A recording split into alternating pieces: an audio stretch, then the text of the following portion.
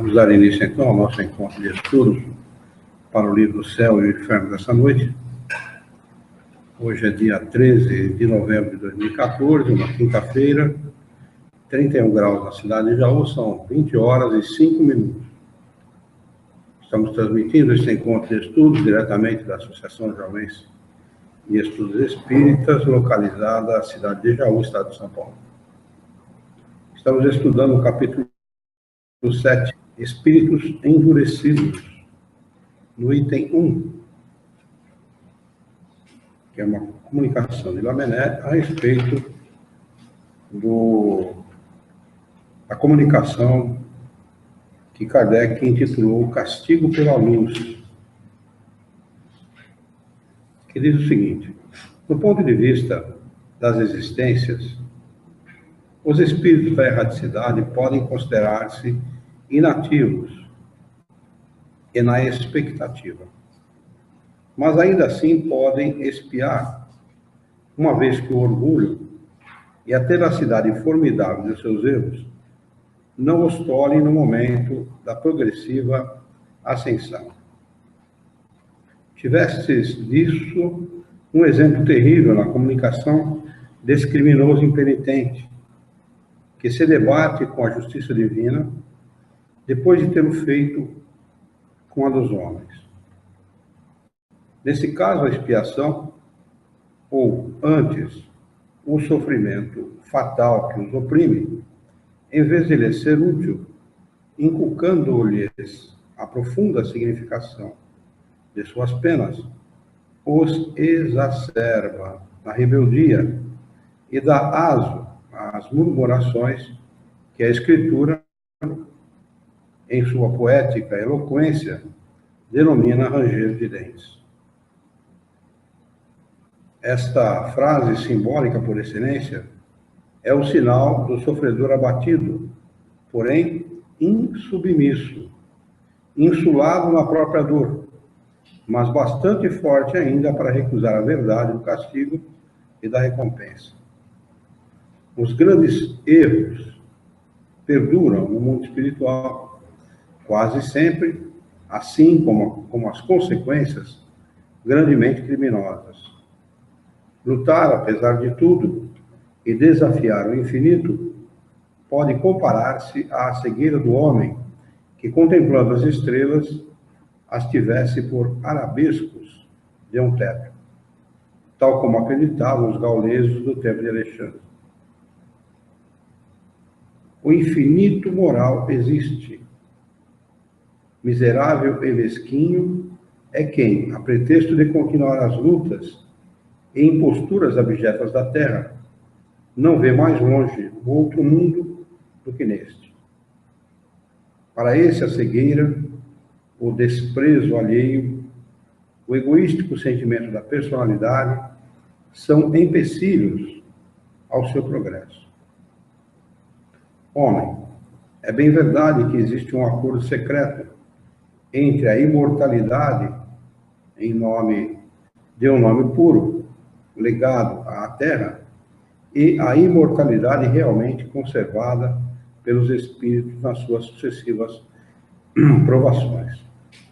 Assinado Lamennais. Um segundo assinado por Erasto. Precipitar um homem nas trevas ou em ondas de luz não dará o mesmo resultado? Num como no outro caso, esse homem nada vê daquilo que o cerca e se habituará mesmo mais facilmente à sombra do que à monótona claridade elétrica, na qual pode estar submerso. O Espírito manifestado na última sessão exprime bem a verdade quando diz: ó, eu saberei libertar-me desta odiosa luz. Realmente, essa luz é tanto mais terrível, horrorosa, quanto ele o penetra completamente, ele devassa os pensamentos mais recônditos. Aí está uma das circunstâncias mais rudes desse castigo espiritual. o espírito encontra-se, por assim dizer, na casa de vidro pedida por Sócrates. Disso decorre ainda um ensinamento, uma vez que séria alegria e consolo para o sábio se transforma em punição infamante e contínua para o perverso, para o criminoso, para o parricida, sobressaltado na própria personalidade. Meus filhos, calculai o sofrimento, o terror dos hipócritas que se compraziam em toda uma existência sinistra a planejar, a combinar os mais hediondos crimes no seu foro íntimo, quais feras refugiadas no seu antro, e que hoje, expulsas desse covil íntimo, não podem furtar a investigação de seus pais. Arrancada que lhe seja a máscara da impassibilidade, todos os pensamentos se lhe estampam na fronte.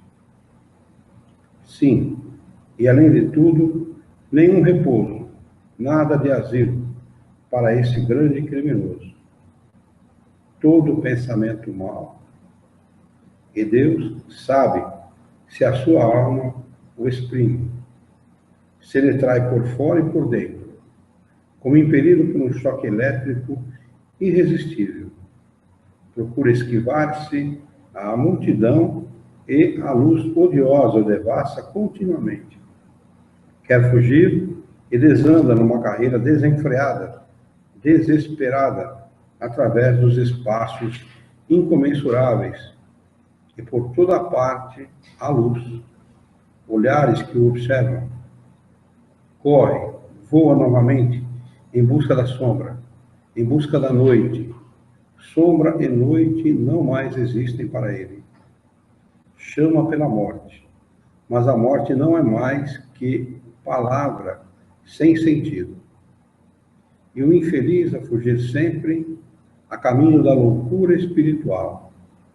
Castigo tremendo, dor horrível, a debater-se consigo para se desvencilhar de si mesmo, porque essa é a lei suprema para além da terra, isto é, o culpado busca por si mesmo o seu mais inexorável castigo.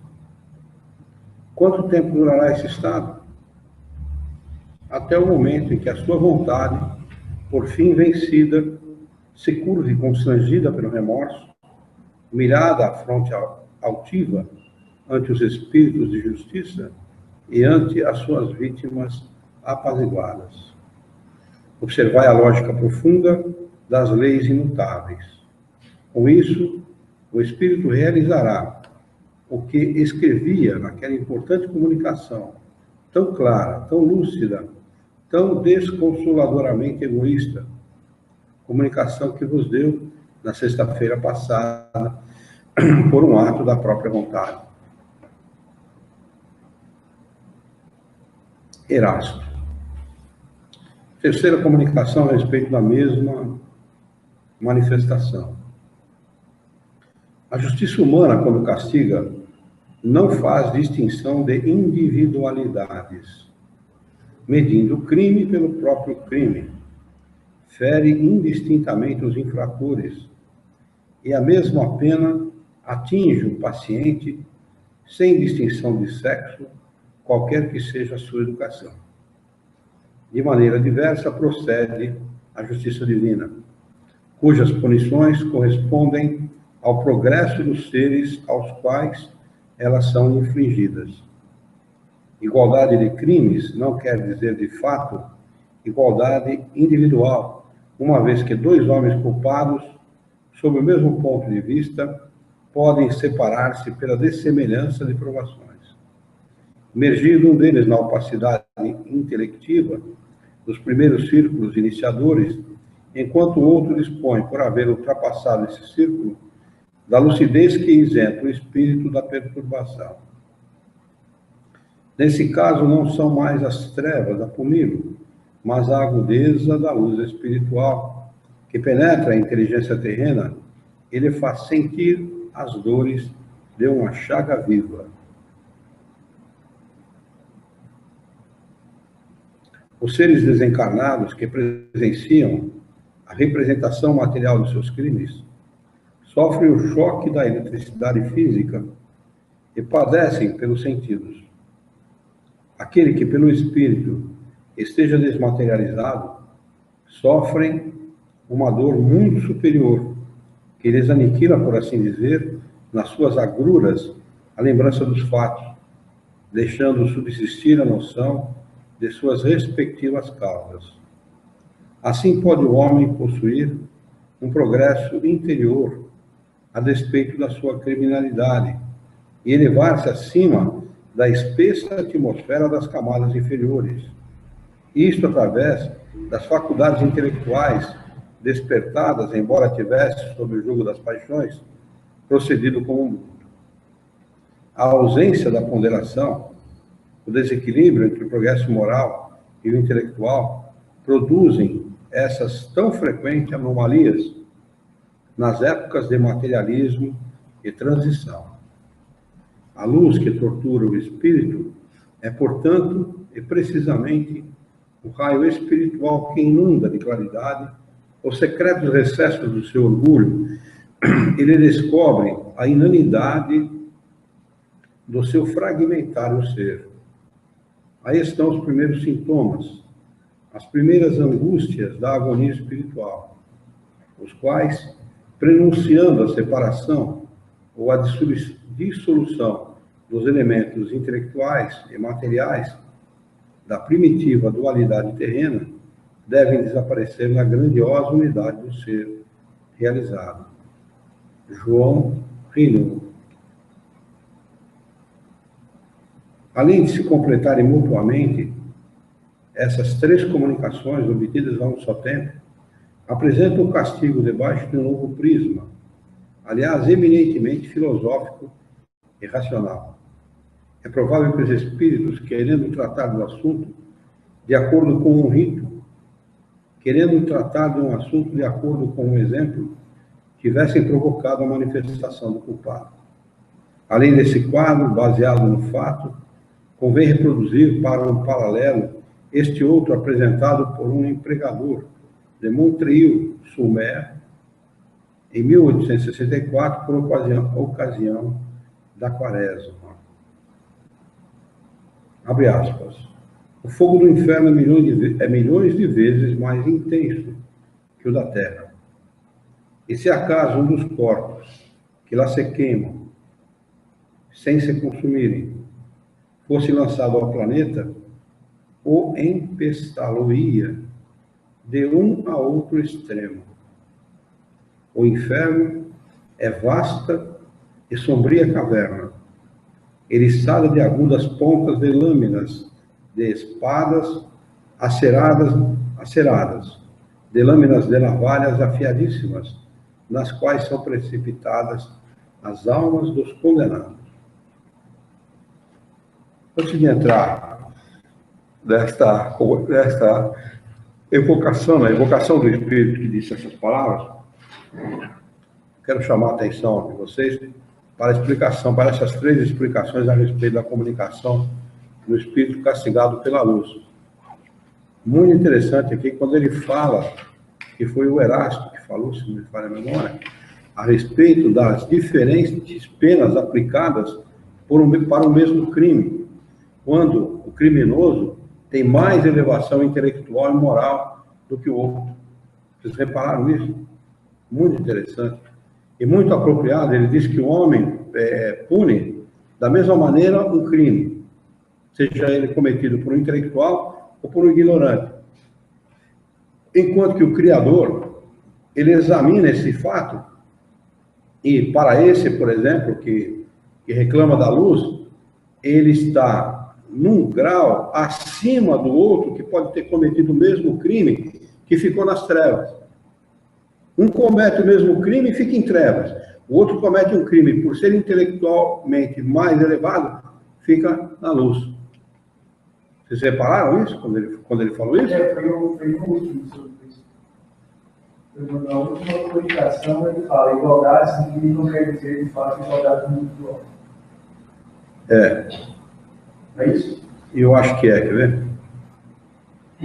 A justiça humana, quando castiga, não faz distinção de individualidades, medindo o crime pelo próprio crime. Ou seja, um homicídio é punido igualmente, seja quem for o autor. Seja ele intelectualmente mais evoluído, seja... na justiça humana... É tudo igual. Fere indistintamente os infratores e a mesma pena atinge o paciente sem distinção de sexo, qualquer que seja a sua educação. De maneira diversa, ou seja, diferentemente, procede a justiça divina, cujas punições correspondem ao progresso dos seres aos quais elas são infligidas. Igualdade de crimes não quer dizer, de fato, igualdade individual, uma vez que dois homens culpados, sob o mesmo ponto de vista, podem separar-se pela dessemelhança de provocações. Provações. Quer dizer, as provações não são semelhantes entre si. Para o mesmo crime, provações diferentes. Emergindo um deles na opacidade intelectiva dos primeiros círculos iniciadores, enquanto o outro dispõe, por haver ultrapassado esses círculos, da lucidez que isenta o espírito da perturbação. Interessante, né? Como a justiça divina é perfeita. Perfeita. Não deixa nenhum traço de imperfeição e não julga com emoção, né? Julga exatamente por completo. Mas não deixa um traço, não fica um traço de imperfeição. Para cada um, a cada um segundo as suas obras, disse Jesus. E é exatamente isso que acontece. A cada um, quer dizer, ou seja, a cada individualidade, né, de conformidade com essa individualidade, a punição. Nesse caso, não são mais as trevas a punir, mas a agudeza da luz espiritual, que penetra a inteligência terrena e lhe faz sentir as dores de uma chaga viva. Quer dizer, o cara tinha intelectualidade suficiente para entender o que ele estava fazendo, não é? Então a punição dele é ter a inteligência atingida. O outro ignorante, a falta é menor. Né? Agora a gente entende por que ele falou. Lá, ele começa lá, voltando lá atrás, ó, no início do capítulo 7. Eles estavam discutindo, lembra-se, a respeito da perturbação que geralmente acompanha a morte, não é isso? O grupo estava discutindo. Aí esse espírito vem e dá uma comunicação espontânea. Aí ele faz a seguinte pergunta: que dizeis da perturbação? Quer dizer, é a mesma coisa que se hoje a gente usasse o seguinte termo: o que vocês estão falando? Vocês são tontos? Vocês não sabem o que vocês estão falando, vocês estão loucos? Não é mais ou menos isso? Não é? Ele está dizendo aqui: o que vocês estão falando a respeito de perturbação? Vocês não sabem nada disso. Olha lá. Para que essas palavras ocas? Quer dizer, o médium que estava psicografando, ele psicografou de conformidade com o diálogo da época. Ele foi Intermediário mesmo, né? Mas ele usa as palavras da época. Se fosse um médium hoje, talvez escrevesse assim: vocês estão discutindo o que a respeito de perturbação? Vocês estão loucos? Vocês estão tontos? Vocês não sabem o que vocês estão falando. Usaria um termo mais ou menos semelhante a esse. Olha, sois sonhadores e utopistas? Ignorais redondamente o assunto que vos ocupais. Vocês não sabem o que vocês estão falando. Vocês não sabem de nada. Ele fala que não existe. Não? Ele fala que não existe. Olha lá. Não, senhores. A perturbação não existe, a não ser os vossos cérebros. É muito interessante essa afirmação, né? Porque essa afirmação desdiz tudo aquilo que no começo deste livro os espíritos falam como se sentiram. Porque lembra, são espíritos felizes, alguns deles passaram por um período um pouco maior, outros por um período um pouco menor, outros quase não tiveram perturbação nenhuma, mas todos eles relataram essa perturbação. Para esse, como punição, não teve perturbação nenhuma, ou seja, ele ficou lúcido a partir do momento que desencarnou, sofrendo a sua punição. Por isso que ele está dizendo, não tem perturbação nenhuma, não tem perturbação nenhuma, isso não existe. Ele fala, estou bem morto, é interessante. Essa perturbação, ao contrário do que a gente imagina, não é um malefício, é um benefício para o espírito. O espírito, ele entra num estado de perturbação, quando ele percebe, ele já está vivendo a vida espiritual e não se deu conta disso. E essa transição, ela tem que ser feita assim, de maneira suave, que é para não chocar o espírito, para não trazer sofrimento para o espírito. Quer dizer, para esse não houve esse alento, não houve esse benefício. Olha lá. Estou bem morto, tão morto quanto possível, e vejo claro em mim, ao derredor de mim, por toda parte. Quer dizer, eu não fiquei por um tempo sem saber o que estava acontecendo, eu não fiquei por um tempo desorientado, nem nada disso. Estou vendo tudo, eu vi tudo, eu sei de tudo que aconteceu, estou vendo por toda parte. A vida é uma comédia lúgubre. Insensatos aqueles que se retiram da cena antes que o pano caia. A clareza de colocar isso aí, né? Ele não talvez ele esteja falando aqui do suicídio. Do suicídio, Insensatos aqueles que se retiram da cena antes que o pano caia.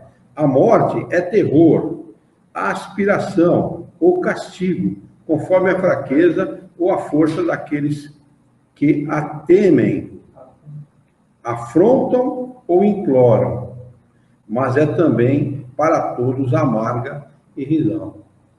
Quer dizer, esse cara não era pouco intelectualizado, não, ele era muito intelectualizado. O homem tinha um intelecto avantajado. Como é que um cara desse cai no crime? Como é que um cara desse comete crime, que para passar pelo que ele está passando, ele deve ser um criminoso daqueles bem criminoso mesmo. Não é? Ele fala assim, que castigaram ele com as trevas do cárcere e queriam castigar ele com as trevas da morte. Né? Olha lá, castigaram-me com as trevas do cárcere e acreditavam castigar-me ainda com as trevas do túmulo, senão com as sonhadas pelas superstições católicas.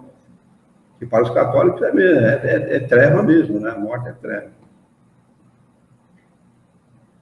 Pois bem, sois vós que padeceis da obscuridade, enquanto eu, degradado social, me coloco em plano superior. Eu quero ser o que sou. É orgulhoso, né? Prepotente, está sofrendo pra caramba e o narizão está empinado, né? Vamos lá, Mas é interessante, né, quando a gente lê as explicações dos Espíritos, embora sejam rebuscadas a maneira de explicar, a primeira, né, do Lamennais, muito rebuscada, mas falou a mesma que os outros, né? Exatamente a mesma coisa que os outros, né? No ponto de vista das existências, os espíritos na erraticidade podem considerar-se inativos e na expectativa. Nenhum espírito está inativo, nem em expectativa, mas eles se consideram assim por conta da punição pela qual estão passando, porque é uma punição estar inativo e ficar na expectativa, sem saber o que vai acontecer. Sofrimento é eterno? Até quando vai durar? Né? Assusta o espírito, né? Porque ele não sabe. Não, mas é punição mesmo. É punição. É para ele sentir o drama. Pensar, no que fez, né? Olha lá. Mas ainda assim podem expiar, uma vez que o orgulho, a tenacidade formidável dos seus erros, não os tolhem no momento da progressiva ascensão, né? Porque quando a gente desencarna, a gente, né, dependendo da condição do espírito, ele realmente ascende mesmo, ele sobe mesmo, né? Mas os erros não... dependendo do espírito, seus erros não tornem, não faz com que ele se arrependa. Ele não sente esse arrependimento. Tivestes disso um exemplo terrível na comunicação desse criminoso impenitente, que se debate com a justiça divina depois de tê-lo feito com a dos homens. Muito, muito bom. Essa explicação é como se eu disse que ele... Eu comentei que a Ju sobre o Violete. Você não chegou a ver ele comentar? Não, ele comentou em casa. Não, ele comentou no sábado aqui. É verdade, é verdade. Ela não vê. Ela recebeu ele de braço aberto e dando risada a professora. Veio. Eu lembrei dela, quando eu falei do aniversário da casa, eu lembrei dela. Na sexta, lembrei dela. E depois no sábado ela vem e se... Não, na sexta é que eu lembrei dela e falei. Eu falei dela, né? Ele comentou no domingo. E ele comentou no domingo que tinha visto no sábado. Eu achei que ele tinha comentado em casa, mas ele comentou no domingo naquele bate-papo que nós fizemos. Foi muito interessante. Mas não podia ser diferente, né? Não podia ser diferente. E vinha ela gostava do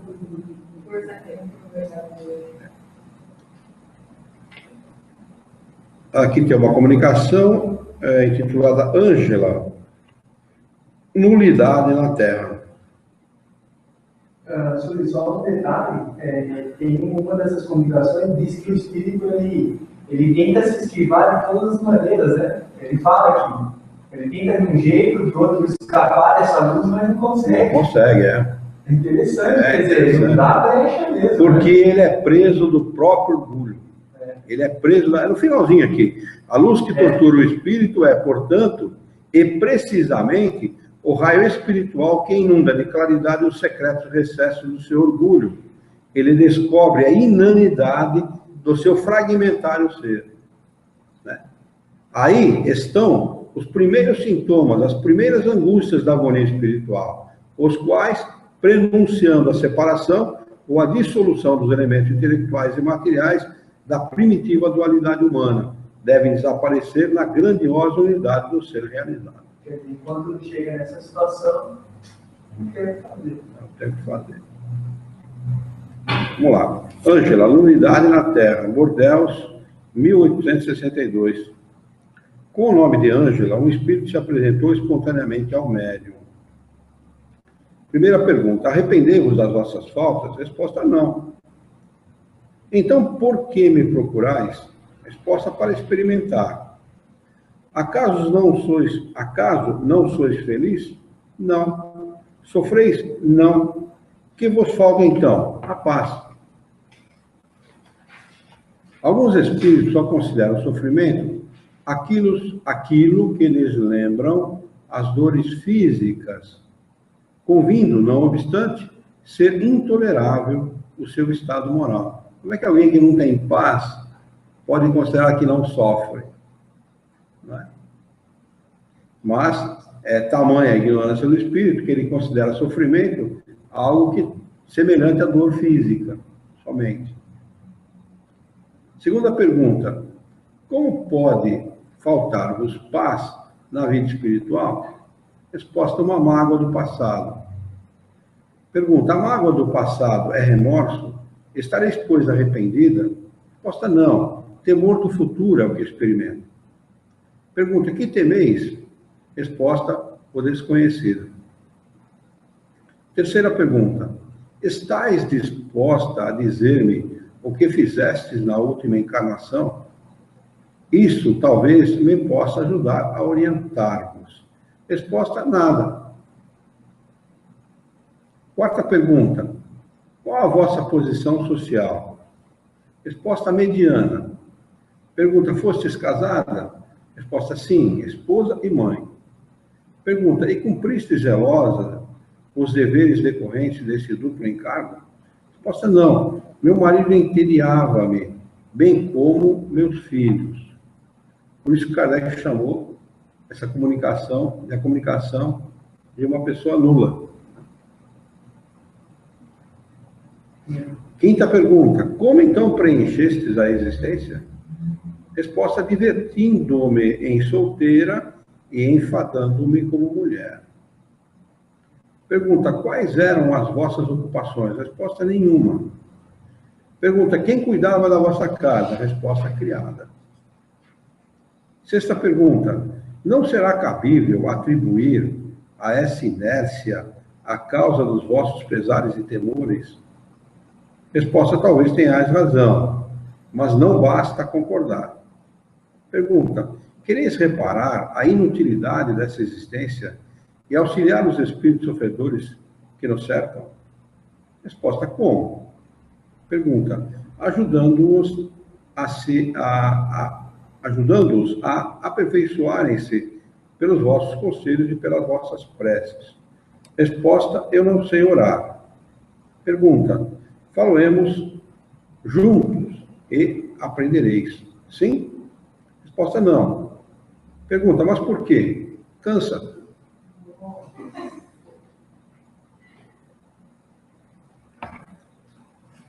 E tem muito mais pessoas desse tipo do que a gente imagina. Exatamente isso que eu ia comentar. Muita gente. Exatamente Eu isso que eu ia achei, comentar. quer dizer, se você faz pouco, é porque você faz pouco. Se não faz nada, pior ainda. É de gente desse tipo que nasceu aquela frase que fulano quer que o mundo acabe em barranco, ele morrer encostado. Instruções do guia do médium. Damos-te instrução, facultando-te o conhecimento prático dos diversos estados de sofrimento, bem como da situação dos espíritos condenados à expiação das próprias falhas. Ângela era uma dessas criaturas sem iniciativa, e cuja existência é tão inútil a si como ao próximo. Amando apenas o prazer, incapaz de procurar no estudo, no cumprimento dos deveres domésticos e sociais, as únicas satisfações do coração, que fazem o encanto da vida, porque são de todas as épocas, ela não pôde empregar a juventude senão em distrações frívolas. E, quando deveres mais sérios se lhe impuseram, já o mundo se lhe havia feito um vácuo, porque vazio também estava o seu coração. Sem faltas graves, mas também sem méritos, ela fez a infelicidade do marido, comprometendo pela sua incúria e desleixo o futuro dos próprios filhos. Deturpou-lhes o coração e sentimentos. Já por seu exemplo, já pelo abandono em que os deixou, entregues a fâmulos que ela nem sequer se dava ao trabalho de escolher. A sua existência foi improfícua e por isso mesmo culposa, visto que o mal oriundo da negligência do bem. Ficai bem certos de que não basta abster-vos de faltas, é preciso praticar as virtudes que lhes são opostas. Estudai os ensinamentos do Senhor, meditai sobre eles e compenetrai-vos de que eles se vos fazem estancar na senda do mal. Também vos impõe voltar atrás a fim de retomar novo caminho que vos conduz ao bem. O mal é a antítese do bem. Logo, quem quiser evitar o primeiro, deve seguir o segundo, sem o qual a vida se torna nula, morta as suas obras, além de que o Deus, nosso Pai, não é o Deus das nulidades, dos mortos, mas dos trabalhadores, diligentes, dos vivos. Pergunta ao guia do médium: ser-me-á permitido saber qual teria sido a penúltima existência de Ângela? A última deveria ter sido consequência dela, isto é, da penúltima. Resposta: ela viveu na indolência beatífica, na inulidade da vida monástica, preguiçosa, mas o seu espírito pouco progrediu. Todo mundo aqui sabe o que ele falou, né? Ela foi freira. Foi. E ela deve ter feito Jesus tão infeliz quanto o marido na última encarnação, porque, né? Sempre repeliu a voz íntima que lhe apontava o perigo, e como a propensão era suave, preferiu abandonar-se-lhe a fazer um esforço para assustá-la em começo. Hoje ainda compreende o perigo dessa neutralidade, mas não se sente com forças para tentar o mínimo esforço. Orai por ela, procurai despertá-la e fazer que seus olhos se abram à luz. É um dever, e dever algum se despreza. O homem foi criado para a atividade. A atividade do espírito é da sua própria essência, e a do corpo uma necessidade. Cumprir, portanto, as prescrições da existência, como espírito voltado à paz eterna. A serviço do espírito, o corpo mais não é que máquina submetida à inteligência. Interessante essa definição que ele dá de corpo, né? Vocês perceberam? Tomaram atenção? Lá, o serviço do espírito, a serviço do espírito, o corpo não é mais que máquina submetida à inteligência. Interessante, né? Trabalhai, cultivai, portanto, a inteligência para que dê salutar impulso ao instrumento que deve auxiliá-la no cumprimento de sua missão. O espírito domina o corpo. Deveria dominar. Nesse caso foi o oposto. No caso da Ângela foi o oposto. Não lhe concedais tréguas nem repouso, tendo em mente que essa paz a que aspirais não vos será concedida senão pelo trabalho. Assim, quanto mais protelardes este, tanto mais durará para vós a ansiedade expectante. Trabalhai incessantemente, cumpri todos os deveres sem exceção, isto é, com zelo, com coragem, com perseverança. A fé vos alentará. Todo aquele que desempenha conscientemente o papel mais ingrato e vil da sociedade é 100 vezes mais elevado aos olhos do Onipotente do que aquele que, impondo esse papel aos outros, despreza o seu. Tudo é degrau que dá acesso ao céu. Não quebreis a lápide debaixo dos pés, e contai com o concurso de amigos que vos estendem a mão, sustentáculo que são daqueles que vão aurir as forças da crença do Senhor. Quer dizer... O que será esse papel de gratidão na nossa sociedade? Não, ele está falando aqui daqueles que são considerados vis na sociedade. Aqueles que trabalham no serviço braçal, aqueles que trabalham como garis. É disso que ele está falando. Quer ver? Onde é que está aqui? Penúltimo. A fé vos alentará. Todo aquele que desempenha conscientemente o papel mais ingrato e vil da sociedade, desempenhar um papel vil na sociedade, a sociedade considera vil aquele que desempenha papéis que são considerados de menor importância. Né? Serviço braçal, cortador de cana, o cara que cata o lixo, o cara que varre as ruas, esse tipo de serviço. Pela sociedade é considerado vil. Mas olha o que ele diz. É 100 vezes mais elevado aos olhos do Onipotente do que aquele que, impondo esse papel aos outros, despreza o céu. Que é considerado um papel importante na sociedade como um cara que é velho, né? Um cara que é prefeito. Entra com um carro bom no posto, os caras chamam você de doutor. Ô doutor, vai completar o tanque. É assim que a sociedade vê. O que é interessante dessa comunicação é que, às vezes, as pessoas são nulas, né? Tentam essa novidade, achando que nada vai acontecer, porque também não fez nada. Mas só numa encarnação que ela arrumou de problema para ela, e o pior é que arruma esse problema sem ter consciência, né? Porque faz as coisas como quer, quer dizer, na morte. Na realidade, tem uma responsabilidade, né? Na realidade, o que ele não dá atenção é para o chamamento da própria consciência. Você percebeu aqui no começo, quando ele falou, que ela vivia uma vida monástica? Quer ver? Ela só gostava de falar. Mas o mal que ela fez foi para ela mesma. Aqui, ó.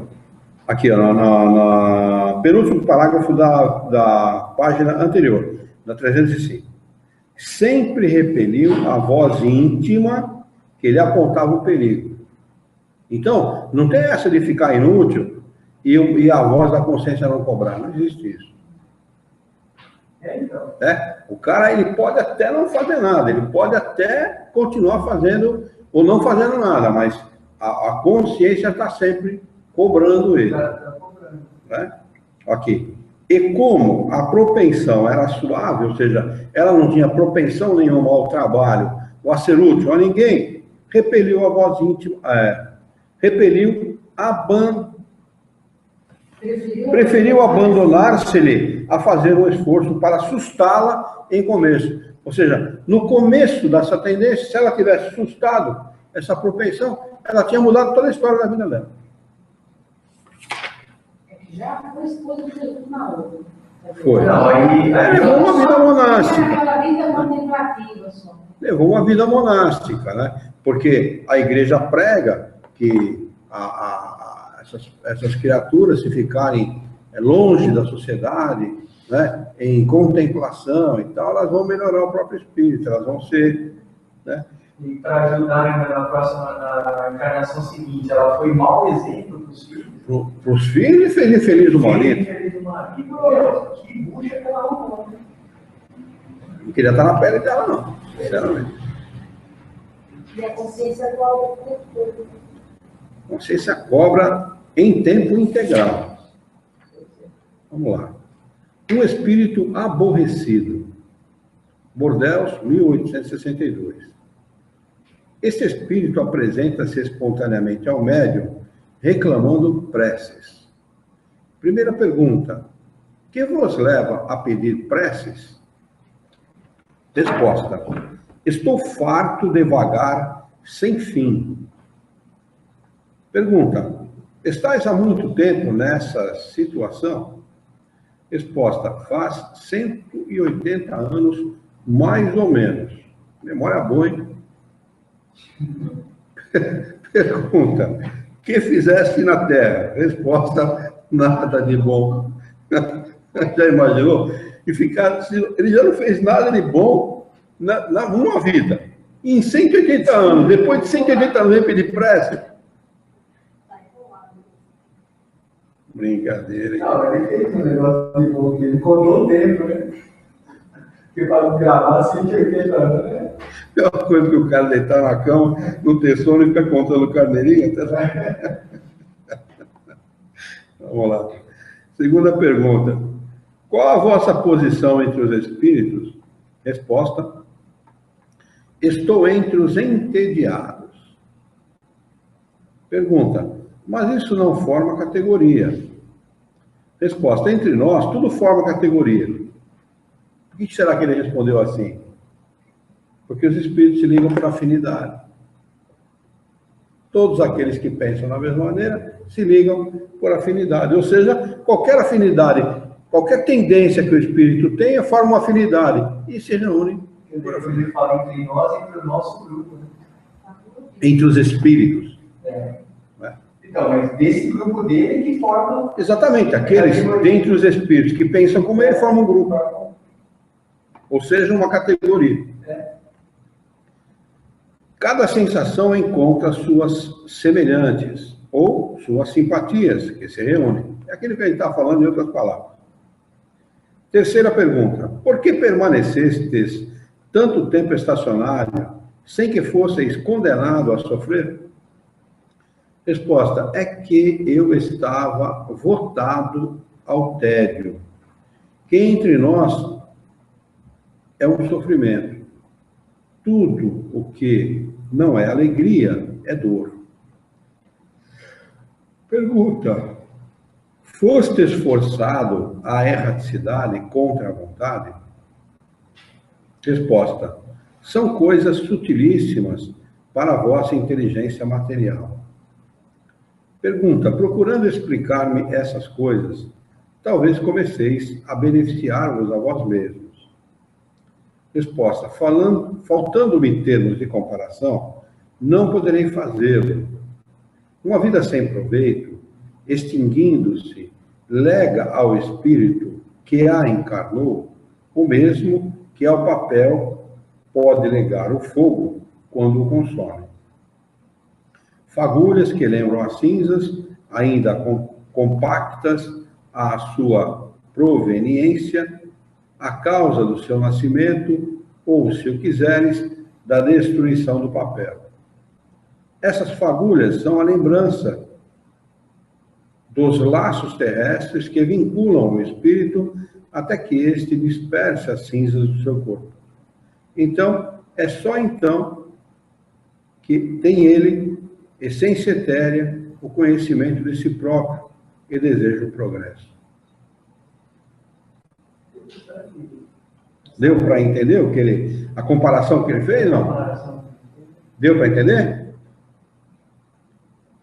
Quer dizer, ele fez nada durante a vida toda, né? Ele foi como um papel que não teve utilidade nenhuma e foi jogado no fogo. Queimou e as fagulhas, né? E aquilo que sobrou do papel foi se dispersando, ou seja, comparando esse fato com a morte. E só depois de 180 anos, se dando conta da inutilidade da própria vida, é que ele desperta para o arrependimento. Que interessante, não? Ele fala que as fagulhas são lembranças dos laços terrestres que vinculam o espírito. Né? Ele fez uma comparação da destruição do papel com a destruição do corpo. E da inutilidade que teve a vida dele, com a mesma inutilidade do papel que nós fomos. Ele dizer, eu joguei minha vida fora. As minhas oportunidades fora.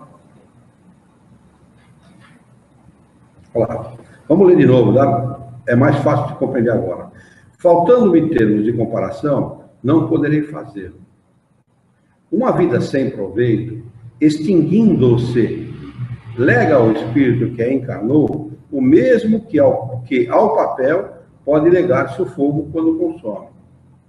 Fagulhas que lembram as cinzas, ainda compactas, a sua proveniência. A causa do seu nascimento, ou, se o quiseres, da destruição do papel. Essas fagulhas são a lembrança dos laços terrestres que vinculam o espírito até que este disperse as cinzas do seu corpo. Então, só então tem ele, essência etérea, conhecimento de si próprio e deseja o progresso. Aí eu fico imaginando.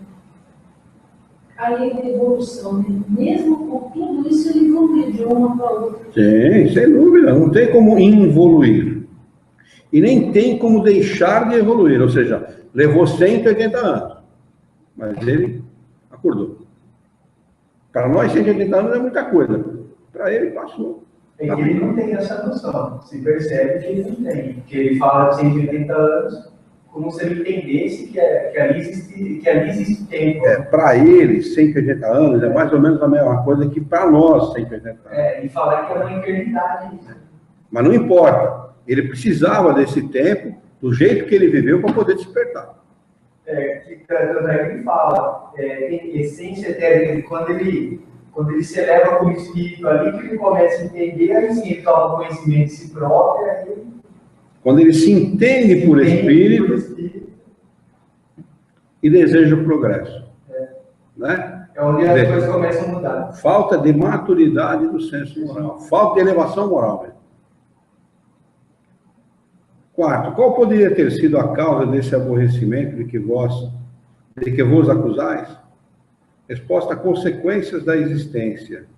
O tédio é filho da inação. Por não teres eu sabido utilizar o longo tempo de encarnação, as consequências vieram refletir-se nesse mundo. Pode ter muito a ver com o tempo dos nobres, né?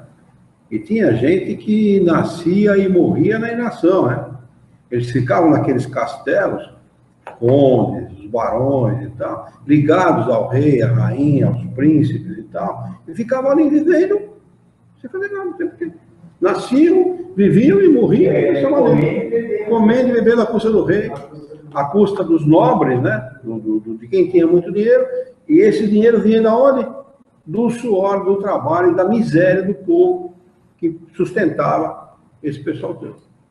Que era arrancado mesmo. Era tirado, não tinha essa de não dar, era tirado.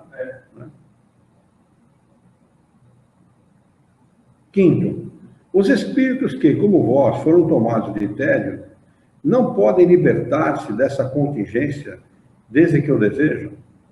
Resposta: não, nem sempre, porque o tédio lhes paralisa a vontade.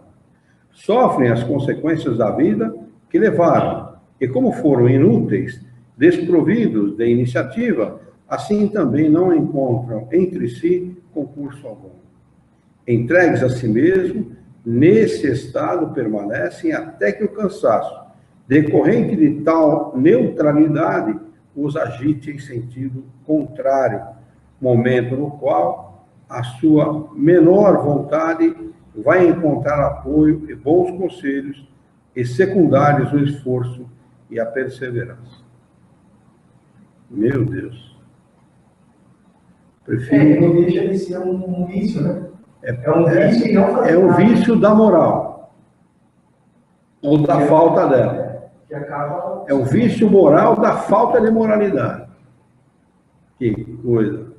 Prefiro ter uma encarnação como servidor braçal do que uma coisa como essa. Sexto, podeis dizer algo da vossa existência terrena? Resposta: deveis compreender que pouco me é dado dizer, visto como o tédio, a nulidade e a inação provém da preguiça, que por sua vez é mãe da ignorância. Sétimo, não vos aproveitaram as existências anteriores? Resposta: sim, todas, porém parcamente, uma vez que eram reflexos umas das outras. O progresso existe sempre, porém tão insensível que nos foge a apreciação. Oitava pergunta. Enquanto esperais uma nova encarnação, apraz-vos repetir as vossas comunicações? Resposta: evocai-me para me obrigardes a vir, pois com isso me prestareis um benefício.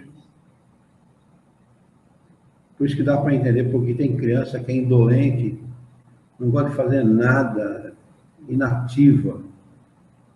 Tem criança que reencarna assim, é reencarnação de espírito desse tipo. Nono, podeis dizer-nos por que tão frequentemente varia a vossa caligrafia? Resposta: porque interrogais muito, o que, aliás, me cansa, quando tenho necessidade de auxílio. Me cansa até para escrever. Meu Deus. Não quero falar o que eu estou pensando. O guia do médium. O trabalho intelectual é que cansa e nos obriga a prestar-lhe o nosso concurso para que possa dar resposta às tuas perguntas. Ele é um ocioso no mundo espiritual, assim como foi no planeta.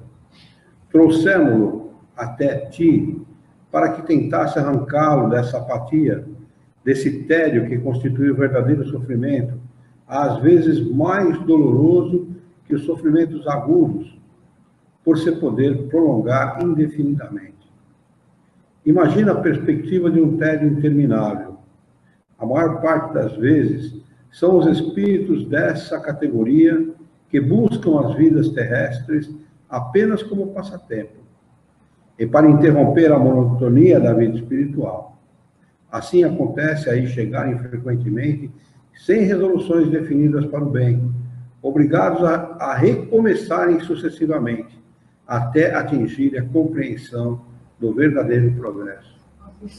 Aí eu digo, ele encarna por encarnar, nem programa, você vê. Na realidade, encarna para fugir daquilo que está vivendo em estado de erraticidade. Não faz nada, nulo completamente, encarna para fugir daquele tédio. E chega aqui e faz a mesma coisa ou pior. Então eu posso dizer, com garantia, sem medo de errar, que o conhecimento espírita, para nós, é fundamental, porque a gente jamais vai, talvez não nessa, mas nas futuras encarnações, jamais a gente vai reencarnar sem um programa voltado para o bem. Não é isso?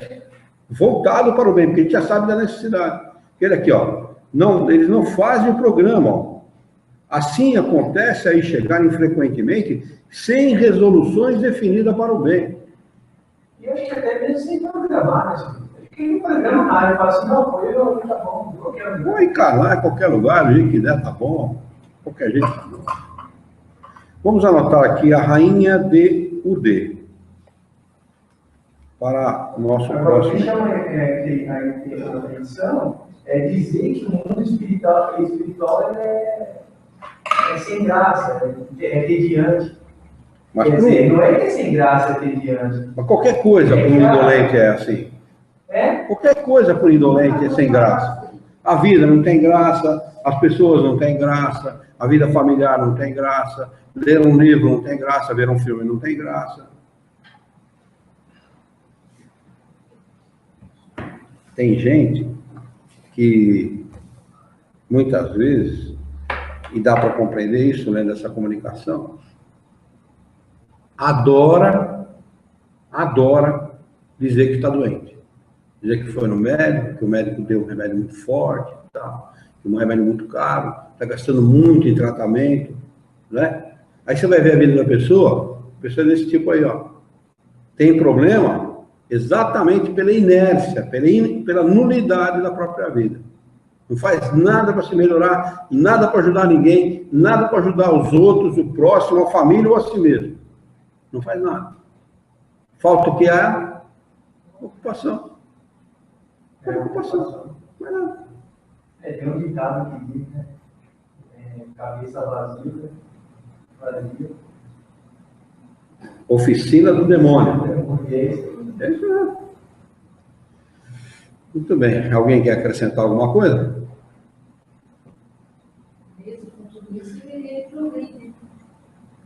O progresso, ele é inexorável. Ele não pergunta. É como o tempo para nós. O tempo pergunta para nós, quer que eu passe?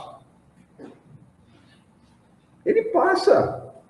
Vem a careca, vem os dentes estragados, vem o corpo estragado, vem tudo. E ele passa, ele não pergunta para a gente. O progresso é da mesma maneira. Chega um momento que o espírito se vê constrangido pela própria necessidade a mudar de atitude. E cansado de não fazer nada. Cansado daquela nulidade. Já imaginou? Pensa bem. Dá para imaginar alguém, Ju, que consiga viver sem fazer nada? Para a gente inconcebível. É inconcebível. Não dá para conceber uma situação como essa. Não dá, simplesmente não dá. A gente às vezes precisa se desacelerar, né? Porque fica muito agitado. Quer fazer, quer resolver tudo em 5 minutos. Eu acho que faz pouco. Eu acho que faz pouco. Mas quem faz muito e sempre, acho que faz pouco mesmo. Passa o dia e fala assim, poxa vida, eu só fiz isso. E você não parou um segundo. Não dá para entender como uma pessoa... Eu tenho parentes assim. Os dois já morreram. Os dois piores, que eram assim, já desencarnaram. 2 primos. Eu ainda tenho parentes encarnados assim. E bati na casa de um... Eu vejo assim, nossa, um pai parei hoje. Eu fui no cabeleireiro, eu fui na loja, coisa muito pesada.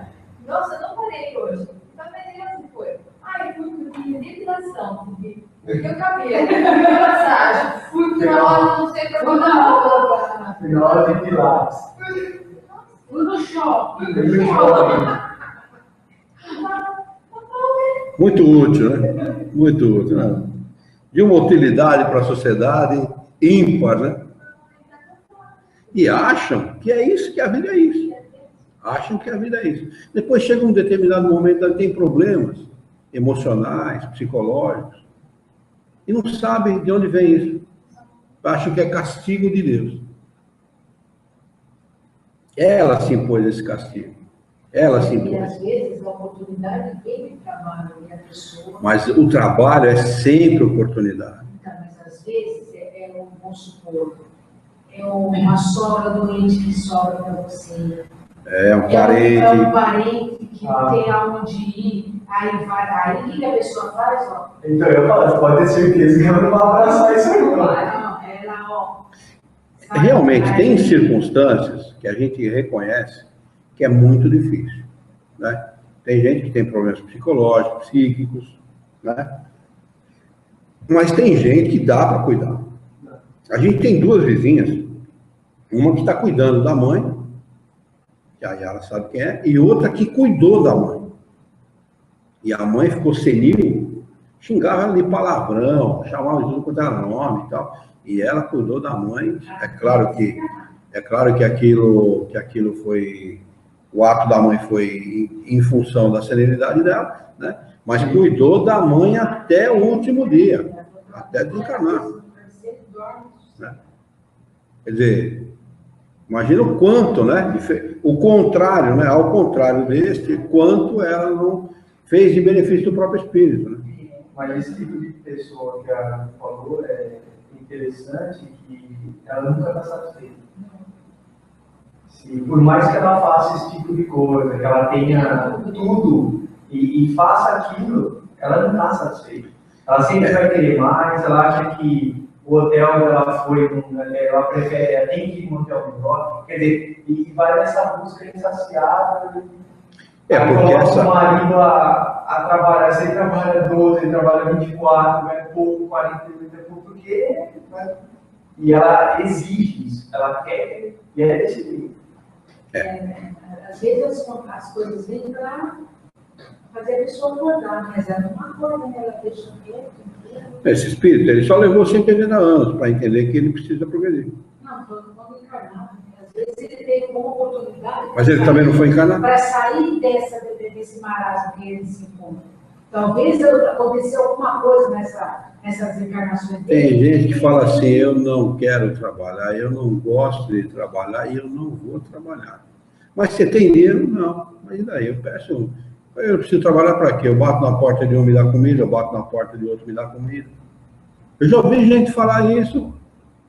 Chegou um momento na nossa casa, a Yara sabe disso, acho que já contei para vocês essa história, que a gente dava as coisas para os pedintes, e eles largavam na lixeira do vizinho, jogavam na esquina. Um dia eu bateu em casa e falei, deixa que eu atendo. Fui lá, desci lá, falei, você está com fome? Tô. Eu vou te fazer um prato de comida. Se você não comer essa comida, dá o prato na sua cabeça. Não, eu vou comer. Tá bom. Fiz um prato de pedreiro para ele. Comeu aquele, comeu o segundo. Aí no segundo não tinha mais nada, aí foi resto, pizza, tudo da cesta. Mas olha, dois pratos de pedreiro mesmo. Aí o que você quer agora? Quer mais um? Falou, não, agora quero um copo d'água. Tomou um copo d'água e falou, fazia 2 dias que eu não comia. Você disse ele comia. Mas este devia ser trabalhador. São situações. São situações, são circunstâncias, entendeu? Mas tem muito que eu já ouvi falar, para que eu vou trabalhar para quê? Eu bato na porta de um, eu tenho água, bato na porta de eu tenho comida, eu ganho roupa para me vestir, eu ganho agasalho. Tem gente que pensa assim. Muito bem. Vamos então elevar o nosso pensamento. mentalizar a figura excelsa e amiga do nosso Mestre Jesus, aquele que é o modelo e guia da humanidade.